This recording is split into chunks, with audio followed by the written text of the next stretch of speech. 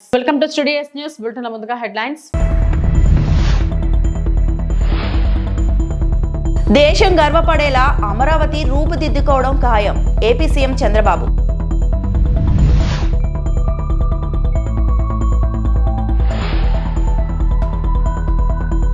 దళారుల ఉచ్చులో పడొద్దని రైతులకు మంత్రి నాదెండ్ల మనోహర్ సూచన.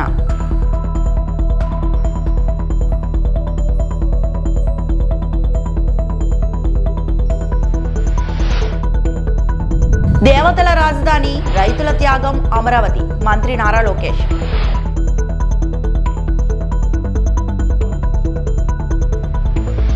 ప్రధానమంత్రి నరేంద్ర మోడీ శుక్రవారం కర్ణాటకలో పర్యటిస్తున్నారు. ఉడిపిలోని ప్రసిద్ధి శ్రీ కృష్ణ మఠానికి విచ్చేసిన ఆయన లక్షకంఠ భగవద్గీత పఠనంలో పాల్గొన్నారు. ఈ సందర్భంగా భగవద్గీత శ్లోకాలను ప్రధాని పఠించారు. ఆయనతో పాటు 1,00,000 మంది భక్తులు, గాయకులు ఏకాలంలో ఈ శ్లోకాలను పఠించారు. అనంతరం మధ్య సరోవరంలో తీర్థ ప్రోక్షణ అనంతరం ఆలయంలో కనక కిండి నుంచి శ్రీకృష్ణుడి మోతి దర్శించుకోనున్నారు. అష్టమరాలకు నేతృత్వం వహిస్తున్న పీఠాధిపతుల ఆశీర్వచనం అనంతరం ప్రసాదాన్ని స్వీకరిస్తారు. तो प्रधानमंत्री इस वक्त उडुपी स्थित श्री कृष्ण मठ में पूजा अर्चना कर रहे हैं और इसकी स्थापना अगर बात की जाए इस मठ की तो वैष्णव संत माधवाचार्य ने 13वीं शताब्दी में की। और यहाँ पे बहुत अनूठी परंपरा ये है जिसको अभी आपने देखा भी कि भगवान कृष्ण की मूर्ति जो है वो बाल स्वरूप में है और दर्शन करने के लिए एक विशेष खिड़की मौजूद है जिसे कनकना किंदी कहा जाता है।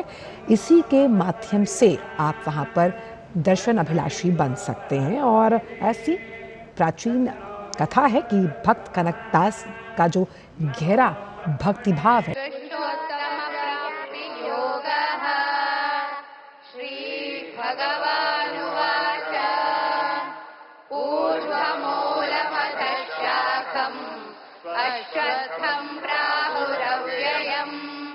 అంతరిక్ష రంగాన్ని మరింత అభివృద్ధి చేసేందుకు కేంద్ర ప్రభుత్వం ప్రైవేట్ సంస్థలకు ప్రోత్సహిస్తుంది. ఇందులో భాగంగానే హైదరాబాద్లోని శంషాబాద్ ప్రాంతంలో స్కైస్ రూట్ ఇన్స్టిట్యూట్ క్యాంపస్ ను ప్రధాని నరేంద్ర మోడీ ఇవాళ వర్చువల్ గా ప్రారంభించారు. ఈ సందర్భంగా దేశంలోని తొలి ప్రైవేట్ కమర్షియల్ రాకెట్ విక్రమ్-1 ను ఆవిష్కరించారు. ఈ రాకెట్ ను స్కై రూట్ సంస్థ అభివృద్ధి చేస్తుంది. ఒకే ప్రయోగంతో ఉపగ్రహాలను నిర్దిష్ట ఖర్చులో ప్రవేశపెట్టడం దీని ప్రత్యేకత. దీనివల్ల ప్రయోగాల ఖర్చు గణనీయంగా తగ్గుతుంది.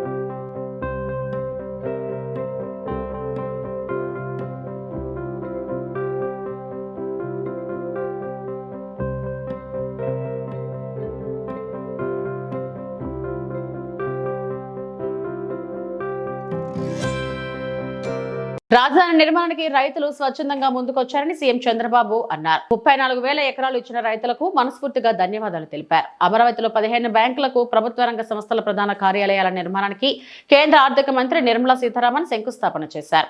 అనంతరం ఏర్పాటు చేసిన సమావేశంలో చంద్రబాబు మాట్లాడారు. ల్యాండ్ పూలింగ్ జరిగిన ఏకైక ప్రాంతం అమరావతి అని అన్నారు. ముందుకు పోవాలని ఆలోచించినప్పుడు నాకు అండగా వచ్చి మీరు రాజధాని కట్టాలనుకుంటున్నారు, మేము సహకరిస్తామని మొట్టమొదటిసారిగా వచ్చి చెప్పింది అమరావతి రైతులని చెప్పి మరొకసారి విజ్ఞప్తి చేస్తున్నారు. ఒక స్ఫూర్తిదాయకమైన నిర్ణయం. ఇది ప్రపంచంలో ఎక్కడా జరగలేదు. ఇంత స్ఫూర్తితో దగ్గర 29,000 మంది రైతులు 34,000 ఎకరాల భూమి స్వచ్ఛందంగా ముందుకొచ్చి ల్యాండ్ పూలింగ్లో మేము ఇస్తామని ఆ రోజు వాళ్ళు అనౌన్స్ చేసినప్పుడు ఈ రోజుటికి కానీ ఇంకా భవిష్యత్తులో కూడా జరుగుతుందో నాకు తెలియదు, కానీ ప్రపంచంలోనే స్ఫూర్తిదాయకమైనటువంటి ల్యాండ్ పూలింగ్ జరిగిన ఏకైక ప్రాంతం అమరావతి అని చెప్పి కూడా నేను మీకు తెలియజేస్తున్నా. ప్రధానమంత్రి గారు వచ్చి పనులన్నిటికీ పునఃప్రారంభం చేశారు. పనులు కూడా స్పీడ్ అందుకున్నాయి. 2020 8కి పూర్తిగా, మార్చికి పూర్తిగా కంప్లీట్ చేసేట్టుగా దానికి ముందుకు పోయే పరిస్థితికి వచ్చాం. అయితే ఈరోజు ఈ పనులు జరుగుతున్నాయంటే దానికి కారణం ఇక్కడున్న ఫైనాన్స్ మినిస్టర్ నిర్మలా సీతారామన్ గారు అని చెప్పి మనస్ఫూర్తిగా మీ అందరికి విజ్ఞప్తి చేస్తున్నా. ఒక ఇంపాసిబుల్ థింగ్ ప్రారంభించాం. పనులు స్పీడప్ చేసే సమయంలో గవర్నమెంట్ పోయింది. 5 ఏళ్ళు విధ్వంసం జరిగింది. మళ్ళీ ఈ గవర్నమెంట్ వచ్చిన తర్వాత మొట్టమొదటిసారిగా ఒక మాటలో చెప్పాలంటే మాకంటే స్పీడ్గా 15,000 కోట్ల రూపాయలు అమరావతికి డబ్బులు ఇవ్వడమే కాకుండా పన్నులు ప్రారంభించమని భరోసా ఇచ్చిన వ్యక్తి నిర్మలా సీతారామన్ గారు అని చెప్పి నేను మీకు తెలియజేస్తున్నా. అక్కడి నుంచి ఈరోజు మీరు చూస్తే 15 బ్యాంకులు, వివిధ బీమా సంస్థలు 1334 కోట్లతో ఈరోజు ఇక్కడ ఫౌండేషన్లు వేసుకున్నాం. I'm requesting all bankers, nowhere in the country there is a financial city. దేవతల రాజధాని, రైతుల త్యాగం అమరావతి అని మంత్రి నారా లోకేష్ అన్నారు. అమరావతిలో బ్యాంకుల కార్యాలయాల నిర్మాణాలకు శుక్రవారం కేంద్ర ఆర్థిక శాఖ మంత్రి నిర్మలా సీతారామన్ శంకుస్థాపన చేశారు. అనంతరం మంత్రి లోకేష్ మాట్లాడారు. గత వైకాపా ప్రభుత్వం విధ్వంసం చేయాలని చూసి 3 రాజధానులని చెప్పి ఒక్క ఇటుక కూడా వేయలేదు. ఒక్క వ్యక్తి నివాసానికి 700 కోట్లు పెట్టి విశాఖలో ప్యాలెస్ కట్టారు.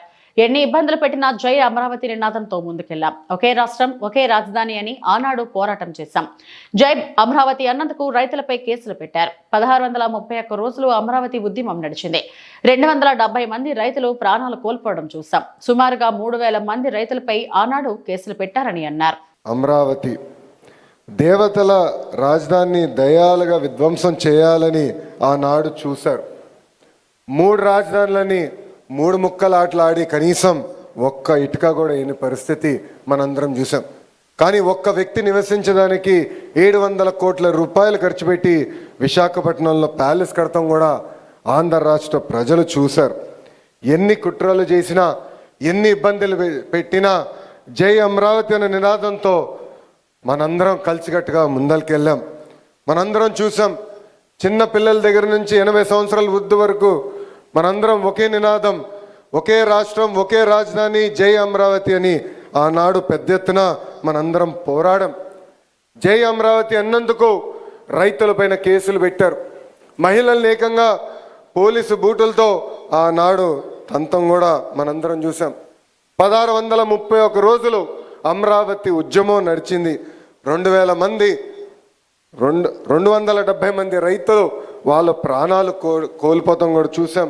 సుమారుగా 3,000 మంది రైతులపైన ఆనాడు కేసులు పెడతాం కూడా మనందరం చూస్తాం జరిగింది. కానీ ఆనాడే చెప్పాం, ఆపేసేదానికి అమరావతి ఎవరో ఇంట్లో స్విచ్ కాదు, ఇది పవర్ఫుల్ ప్రధానమంత్రి నరేంద్ర మోడీ గారు శంకుస్థాపన చేసిన అమరావతి అని.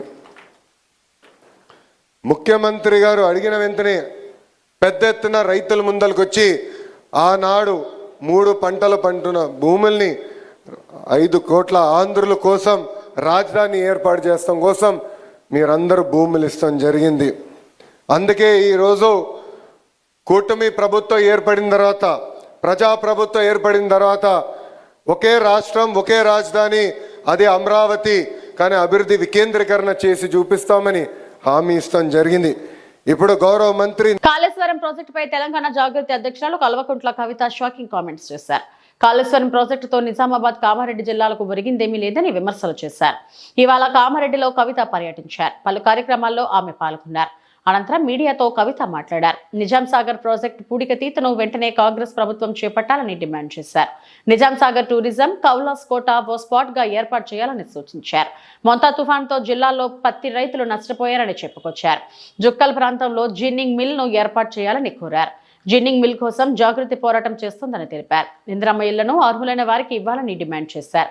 ఇందిరమ్మ ఇళ్ల అనుమతి పేరుతో డబ్బులు తీసుకోవద్దని సూచించారు. ఎల్లారెడ్డి ఎమ్మెల్యే మదన్ మోహన్ నియోజకవర్గంలో ఎందుకు కనిపించడం లేదని ప్రశ్నించారు కవిత. అయితే కామారెడ్డికి ఉండేటటువంటి ఆ ప్రత్యేక పరిస్థితి దృష్ట్యా ముఖ్యమంత్రి రేవంత్ రెడ్డి గారు పర్యటనకు రావడం జరిగింది.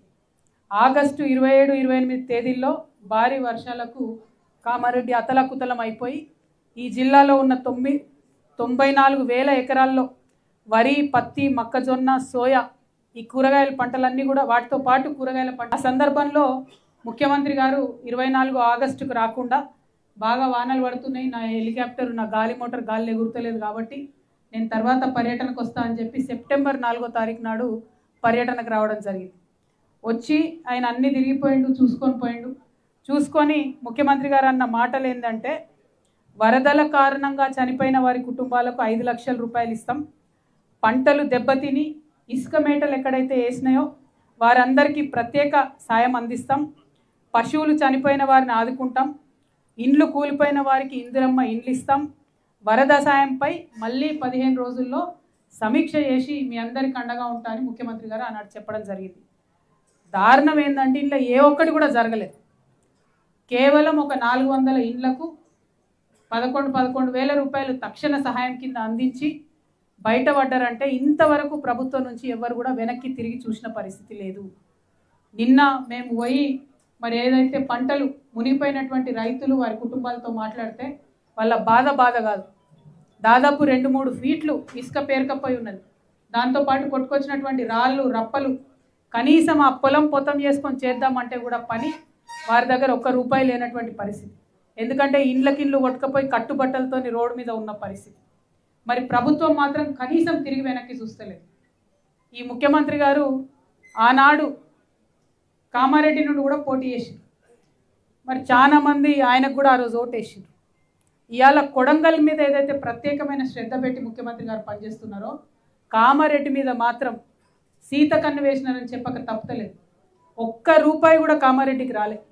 దాంతోపాటు ముఖ్యమంత్రి గారు వెళ్ళేటప్పుడు తొవ్వల బ్రిడ్జ్ కూడా చూసుకుంటూ పోయారు. గోదావరి నది పాయల్లో చేపల వేట స్థావరాల కోసం కోనసీమ జిల్లా కాట్రేనికోన మండలం బులుసుతిప్పలో పడవల పోటీలను స్థానిక మత్స్యకారులు నిర్వహించారు. మత్స్యకారులు సుమారు 100 పడవలపై ఈ పోటీల్లో పాల్గొన్నారు.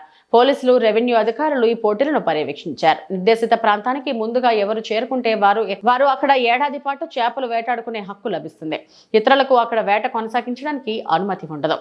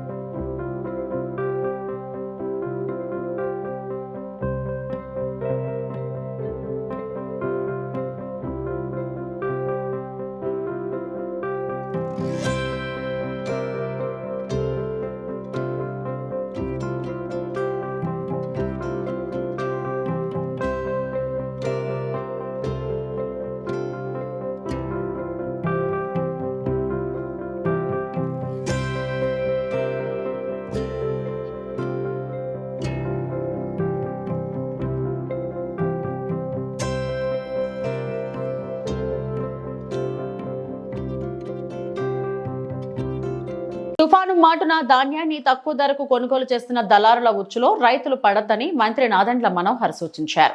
రైతులు పండించిన ప్రతి గింజ ప్రభుత్వం కొంటుందన్న ఆయన కడప జిల్లా పర్యటనలో జగన్ చేసిన విమర్శలను తిప్పికొట్టారు. కొనుగోలు కేంద్ర ప్రక్రియ 2022-23 ఖరీఫ్ మాసంలో ఆ రోజున్న వైఎస్ఆర్సీపీ ప్రభుత్వం ఈ రోజుకి కేవలం 3,33,175 మెట్రిక్ టన్నుల ధాన్యం సేకరించారు. 2023-24కి ఎలక్షన్స్ వస్తున్న సందర్భంలో కూడా కేవలం 2,40,635 మెట్రిక్ టన్నుల ధాన్యం సేకరించడం జరిగింది. మా కూటమి ప్రభుత్వం వచ్చిన తర్వాత 5,58,000 మెట్రిక్ టన్నుల ధాన్యం మేము ఈ రోజుకి గత సంవత్సరం మేము కొనుగోలు చేశాం. ఎంత గణనీయంగా ఈ సంవత్సరం పెరిగిందంటే 8,22,000 మెట్రిక్ టన్నుల ధాన్యం ఈ రోజుకి మేము సేకరించాం. 1,674 కోట్ల రూపాయలు రైతులకి బకాయిలు పెట్టి మీరు పారిపోయారే, మీరా రైతు పక్షాన మాట్లాడేది. 30వ తారీఖున 5 జిల్లాల్లో వైఎస్ఆర్ కడప, అన్నమయ్య, చిత్తూరు, తిరుపతి, అదే విధంగా నెల్లూరు, వీటి వరకు వర్ష సూచనలు 30వ తారీఖు రాత్రికి కనపడుతున్నాయి. కృష్ణా జిల్లా, పశ్చిమ గోదావరి జిల్లా, అదే విధంగా బాపట్ల, గుంటూరు, ఈ జిల్లాల్లో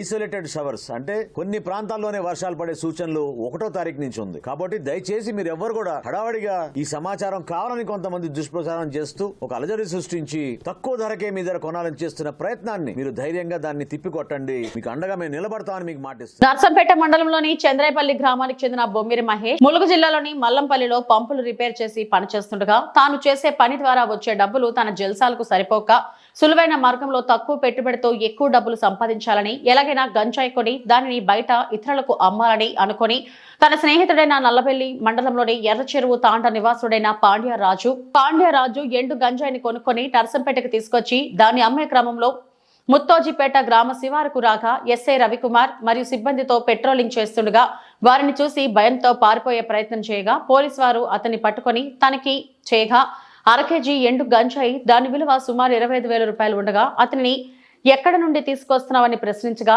పైన తెలిపిన వ్యక్తి దగ్గర కొన్నానని తెలుపగా వెంటనే అతనిని తీసుకొని పైన తెలిపిన వ్యక్తి దగ్గరకు వెళ్లి తనిఖీ చేయగా అతని వద్ద కేజీ ఎండు గంజాయి దొరకడం జరిగింది. ఈరోజు మధ్యాహ్నం నర్సంపేట ఎస్ఐ రవికుమార్ మరియు స్వాతి ఇద్దరు ముత్తోజిపేట ముత్తోజిపేట గ్రామ అవుట్స్కర్ట్స్లో వెహికల్ చెకింగ్ చేస్తుండగా బొమ్మర మహేష్ అనే వ్యక్తి వెహికల్ పై వస్తుండగా అతన్ని అనుమానాస్పదంగా కనబడడంతో అతన్ని ఆపి చెక్ చేయగా అతని దగ్గర ఒక 1/2 కేజీ నిషేధిత గంజాయి ఉంది. అతన్ని విచారించగా అతను మూర్చగలపల్లి చెందిన పాండ్యరాజు దగ్గర కొనుక్కొస్తున్నట్టుగా చెప్పడంతో అతన్ని అదే ఎస్ఐ రవికుమార్ మరియు స్వాతి బృందం మూర్చగలపల్లి పాండ్యరాజు ఇంటి వద్దకు వెళ్ళి చెక్ చేయగా అతని దగ్గర కూడా పాండ్యరాజు నదులు తీసుకొని చెక్ చేయగా అతని దగ్గర కూడా ఒక 1 కేజీ గంజాయి దొరికింది. దాన్ని కూడా పంచనామా నిర్వహించి స్వాధీనపరుచుకుని ఇద్దరి నిందితులను ఈరోజు అరెస్ట్ చేసి ఎన్డీపీఎస్ సెక్షన్స్ కింద కేసు నమోదు చేసి రిమాండ్ తరలించడం జరిగింది. వాళ్ళ దగ్గర నుంచి సెల్ ఫోన్లు ప్లస్ బైకు ప్లస్ ఒక 75,000 రూపీస్ విలువ గల 1.5 కేజీ గంజాయి స్వాధీనం చేసుకోవడం జరిగింది.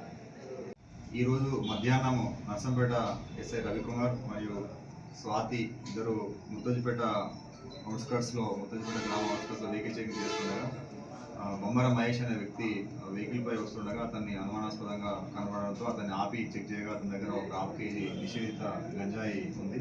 అతన్ని విచారించగా అతను మూర్చగలపల్లి చెందిన పాండ్యరాజు దగ్గర కొనుక్కొస్తున్నట్టుగా చెప్పడంతో అతన్ని అదే ఎస్ఐ రవికుమార్ మరియు స్వాతి బృందం మూర్చగలపల్లి పాండ్యరాజు ఇంటి వద్దకు వెళ్ళి చెక్ చేయగా అతని దగ్గర కూడా పాండ్యరాజు నదులు తీసుకొని చెక్ చేయగా అతని దగ్గర కూడా ఒక 1 కేజీ గంజాయి దొరికింది. దాన్ని కూడా పంచనామా నిర్వహించి స్వాధీనపరుచుకుని ఇద్దరి నిందితులను ఈరోజు అరెస్ట్ చేసి ఎన్డీపీఎస్ సెక్షన్స్ కింద కేసు నమోదు చేసి రిమాండ్ తరలించడం జరిగింది. వాళ్ళ దగ్గర నుంచి సెల్ ఫోన్లు ప్లస్ బైకు ప్లస్ ఒక 75,000 రూపీస్ విలువ.